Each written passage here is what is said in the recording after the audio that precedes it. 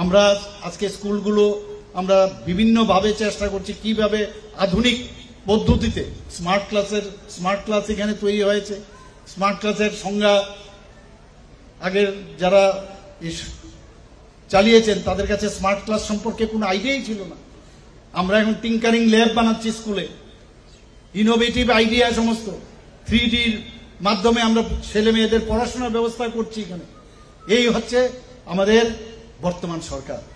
আমরা চাই যে আমাদের ছেলে মেয়েরা এখান থেকে আইএস অফিসার হোক, আমাদের ছেলে মেয়েরা এখান থেকে ইঞ্জিনিয়ার হোক, ডাক্তার হোক, আমাদের এখান থেকে ছেলে মেয়েরা গিয়ে রকেট তৈরি করবে, সেই রকম আমরা চিন্তা ভাবনা করছি। আমাদের পানিসাগর মহকুমার অন্তর্গত যে দামছড়া ব্লক, এই দামছড়া ব্লক এলাকায় আমরা এই সময়ের মধ্যে বিশেষ করে লক্ষ্য করছি যে শিক্ষাঙ্গনের বেহাল অবস্থা। এই সময়ে দামছড়া এলাকার আমাদের যে হায়ার সেকেন্ডারি স্কুল বা এসবি প্রাইমারি স্কুলগুলোতে দারুণ শিক্ষক স্বল্পতা, এবং এই শিক্ষক স্বল্পতার কারণে আপনারা দেখছেন গত 18 July Damchhara English medium model HS school, যেটা এই স্কুলের ছাত্রছাত্রীরা শিক্ষকের দাবিতে ধর্মনগর দামছড়া রাস্তা অবরোধ করছে। দীর্ঘ 2-3 ঘন্টা রাস্তা অবরোধ করার পরে শিক্ষা দপ্তরের জেলা শিক্ষা আধিকারিক সহ পানিসাগরের মহকুমা প্রশাসনের পক্ষ থেকে এখানে ছাত্রদের আশ্বস্ত করা হয় যে অবিলম্বে নাকি শিক্ষক সেই স্কুলে প্রেরণ করা হইব। এখনো তার কোনো ইতিবাচক সাড়া আমাদের কাছে নাই, খবর নাই। 18 জুলাই এই একটা স্কুলের ছাত্রদের শিক্ষকের দাবি দিয়ে অবরোধের পর আবার 21 জুলাই এই দামছড়াতেই প্রায় 200 মিটার দূরে 300 মিটার দূরে একটা স্কুল, সেই স্কুলের নাম হচ্ছে নরেন্দ্রনগর হাই স্কুল। এই নরেন্দ্রনগর হাই স্কুলের ছাত্রছাত্রীরা আবার নরেন্দ্রনগরের ছোট্ট বাজারে আবার একই রাস্তা, ধর্মনগর পানিসাগর রাস্তা, তারা অবরোধ সামিল হয়েছে। এই স্কুলে 6 থেকে 10 অবধি 5টা ক্লাসের জন্য এখানে আমরা লক্ষ্য করছি 5 জন মাত্র শিক্ষক আছেন এবং 1 জন মাত্র বিজ্ঞান শিক্ষক। উনি আবার স্কুলের ভারপ্রাপ্ত প্রধান শিক্ষকের দায়িত্ব। স্কুলের মিড ডে মিলের লেগে আলাদা একজন চার্জে আছেন, যার কারণে নরেন্দ্রনগর স্কুলের ছাত্রদের পঠন পাঠন এই সময় দারুণ লাটে উঠে দেখতেছে। বিজ্ঞানের শিক্ষক নাই, অন্যান্য শিক্ষক যে জিটি শিক্ষকের অভাব, ছাত্রছাত্রী রাস্তায় নামে আর্তনাদ করে হইতেছে যে আমাদের কি পড়াশোনা করার কোনো অধিকার নাই। এই ঘটনার রেশ কাটতে না কাটতে গতকালকে 31 জুলাই খেদাছড়া একমাত্র একটা এইচএস স্কুল, এই দামছড়া ব্লকের অন্তর্গত, পানিসাগর সদর থেকে যার দূরত্ব 45 থেকে 50 কিলোমিটার, বিস্তীর্ণ 23-24 কিলোমিটার ব্যাপী আর কোন এইচএস স্কুল নাই, একটাই। আপনারা শুনলে অবাক হইবেন, এই রাজ্যের শিক্ষামন্ত্রী উনি শিক্ষা নিয়ে আমরা শুনি যে দারুণ নাকি অগ্রগতি হইতেছে, মডেল শিক্ষায় মডেল হইতেছে এই ত্রিপুরা।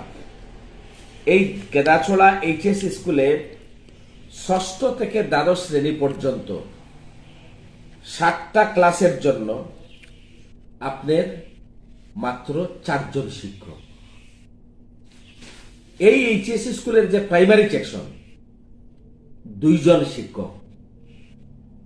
কেমনে চলবো কেদাছড়া স্কুল? ভোর 5টা থেকে ছাত্রছাত্রীরা তাবু বাঁধিয়ে দামছড়া কেদাছড়া রাস্তা, ওই রাস্তার মধ্যে রাস্তা অবরোধে তারা সামিল হয়েছে। ত্রিপুরা রাজ্যে বিজেপি জোট শাসনে এত সময় নিয়ে কোন রাস্তা অবরোধের ঘটনা পানিসাগর মহকুমার খেদাছড়াতে হয়েছে টানা 10 ঘন্টা 5 মিনিট। প্রশাসনের লোক যেতে ভয় পাইছে নাকি আমি নিজেই জানি না। 10 ঘন্টা পরে আমাদের উত্তর ত্রিপুরা জেলার যিনি শিক্ষা আধিকারিক এবং পানিসাগর মহকুমার একজন ডিসি, ওইখানকার থানার ওসি সহ ছাত্রদের আশ্বস্ত করছে যে আগামী 2-3 দিনের মধ্যে নাকি জিটি শিক্ষক তারা 3 জন এই স্কুলে দিব। ছাত্রদের কাছে আকুতি মিনতি করার পর ছাত্ররা রাস্তা অবরোধ মুক্ত করছে।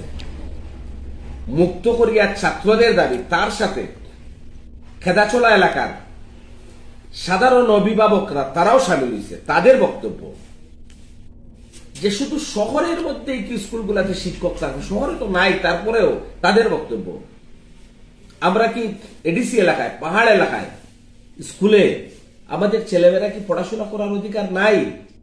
প্রশ্ন তুলছে অভিভাবকেরা।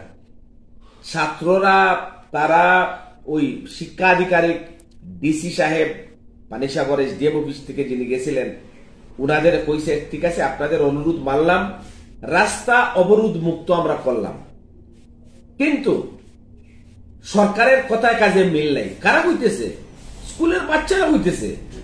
সরকারের কথায় কাজে মিল নাই। আপনারা আগে স্কুলে শিক্ষক দেন, তারপরে স্কুলে তালা খোলা হইবে। আজকে খবর নিয়ে দেখলাম স্কুলে যে 3-4 জন শিক্ষক আছে ওনারা গেছেন স্কুলে, স্কুলে ঢুকতে পারছেন না। ছাত্ররা স্কুল তালা খুলতে দিছে না, বলছে আগে শিক্ষক আসুক। এই অবস্থায় আমাদের এই জায়গাটা চলছে। আমাদের দামচড়ায় এই সময়ের মধ্যে যা খবর, আমাদের দামচড়া প্রাইমারি এইচএস এর যে স্কুল তার প্রাইমারি সেকশনে 2 জন মাত্র শিক্ষক। লঙ্গাই নরেন্দ্রনগর যে হাই স্কুল তার প্রাইমারি সেকশনে মাত্র 2 জন শিক্ষক। দামচড়া ইংলিশ মিডিয়াম এইচএস যেটা মডেল প্রাইমারি সেকশনে মাত্র 2 জন শিক্ষক। পিপলাচড়া হাই স্কুল প্রাইমারি সেকশনে মাত্র 1 জন শিক্ষক। উনিও ভারপ্রাপ্ত প্রধান শিক্ষক, উনিও মিড ডে মিল, উনিও 5টা ক্লাস পড়াইবেন। হায় রে ত্রিপুরার শিক্ষা বিপ্লব! শিক্ষামন্ত্রী শুনছেন আমি যে কথাগুলা বলতেছি?